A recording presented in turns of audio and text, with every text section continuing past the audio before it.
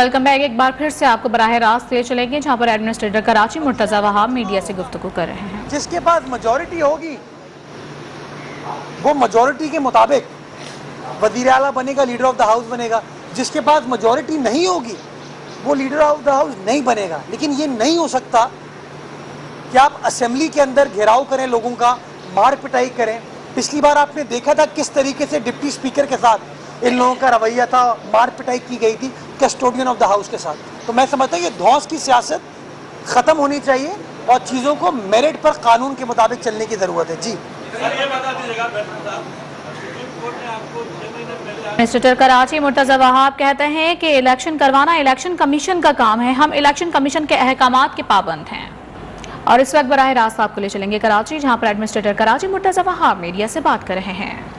157 candidate उन union committees में peoples Party के, बिलावल भुट्टो जरदारी के, आसिफ जरदारी साहब के 157 कैंडिडेट तीर के निशान पर मौजूद हैं। 157 यूनियन कमेटीज पे पीपल्स पार्टी के उम्मीदवार मौजूद हैं और उन 157 में से 30 यूनियन कमेटीज पे बिला मुकाबला पाकिस्तान पीपल्स पार्टी के उम्मीदवार, तीर पर लड़ने वाले उम्मीदवार ऑलरेडी बिला मुकाबला कामयाब हो चुके हैं। आप हम पे इल्जाम लगा रहे, हमारा तो नुकसान हो रहा है। हमारी तो कैंपेन फुल फ्लो पे चल रही थी, काम हो रहा था, अवामी राब्ता मुहिम हमारी चल रही थी, आवाम के दरमियान थे। आपके लीडर की तरह नहीं कि बनी गाला में बैठे हों और स्काइप पर कौम से खिताब कर लें। हमारे लीडरान मैदान अमल में थे और आपने देखा कि सूबा सिंध के अंदर जब फेज़ 1 का इंतखाब हुआ तो सिंध की आवाम ने तमाम ऑपोजिशन जमातों को रिजेक्ट किया और पाकिस्तान पीपल्स पार्टी के उम्मीदवारों को, बिलावल भुट्टो जरदारी साहब के उम्मीदवारों को कामयाब किया। ये रिजल्ट आप लोगों के सामने है। और अब जो इतवार को इंतखाबात होने थे उसमें भी कराची डिवीज़न हो या हैदराबाद डिवीज़न हो, सबसे ज़्यादा उम्मीदवार पाकिस्तान पीपल्स पार्टी ने खड़े किए थे। सबसे ज़्यादा canvassing, campaigning Pakistan People's Party के नुमाइंदे कर रहे थे, उम्मीदवार कर रहे थे।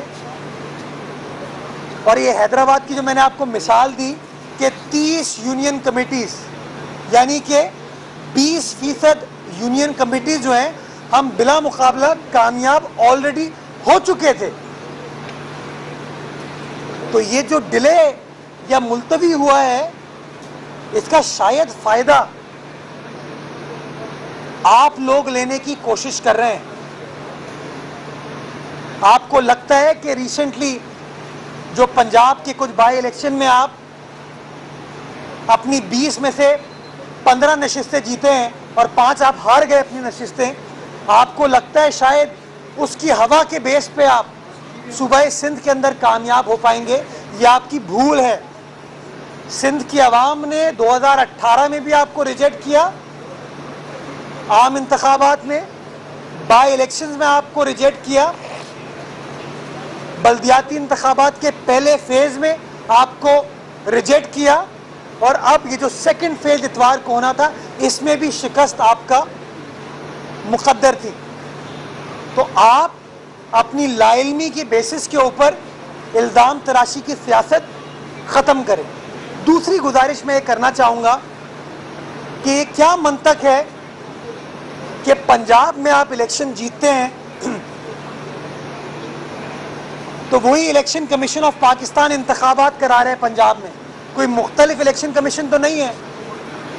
तो ये कैसे हो सकता है कि आप एक तरफ कहते हैं कि इलेक्शन कमीशन ऑफ पाकिस्तान जानिबदार है, आप कहते हैं कि चीफ इलेक्शन कमिश्नर साहब आज़ाद मुनसिफाना इंतखाबात नहीं करा रहे, और फिर पंजाब में जब इंतखाबात होते हैं तो आप कामयाब हो जाते हैं। तो ये तो नहीं हो सकता कि जहाँ पे आपका मकसद कोई चीज़ सर्व कर रहे हो तो सब कुछ ठीक है और जहाँ आपके ख़िलाफ़ कोई चीज़ हो जाए या आप कामयाब ना हो पाए तो आप इल्ज़ाम तराशियाँ स्टार्ट कर दें। मैं समझता हूँ पाकिस्तान तहरीक इल्ज़ाम एडमिनिस्ट्रेटर मुर्तजा वहाब मीडिया से गुफ्तगू कर रहे हैं। उन्होंने कहा कि लोग इल्जाम लगा रहे हैं हमने इलेक्शन मुलतवी करवाए हैं, हमारा तो नुकसान हो रहा है।